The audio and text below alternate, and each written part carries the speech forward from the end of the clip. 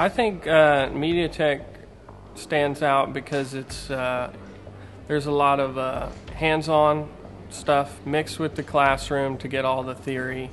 And when I talk to other students that go to other schools, or when we get students that went to other schools that weren't happy with them, they say, "Wow, we get to touch the equipment already." You know, most other schools they spend a year before they even get to touch anything or have any real application of what they're learning. You know, we have a lot of the latest equipment, latest software upgrades. You know, when something new comes out, we have it. All of the instructors are working professionals in the real world who just happen to teach on the side.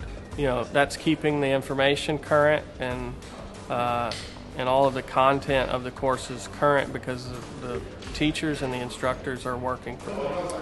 We start off with a lot of classroom lecture, just kind of getting, not a lot of lecture, but getting familiar with, you know, terms and the things, basic things they need to know in order to operate the equipment. And then we do a lot of on-location classes, doing hands-on application, reinforcing live bands. It's definitely real world. I mean, we're here in a real working club, working with a real working band. The only thing that's missing is the audience at this point, but we're definitely preparing them for that next step. When a student can, you know, especially a student who may not be interested in a particular subject, when you see them discover, you know, say live sound for instance, a lot of students, you know, might not have an interest in live sound, but once we get in and we're doing the hands-on and they kind of see what it is, that when they get excited about that, that's really rewarding for me. I'm kind of proud to say that we have a graduate in almost every major church in the Houston area, at least one. We have students who are now working here at Fitzgerald's. So I've got students working in professional studios in town as well.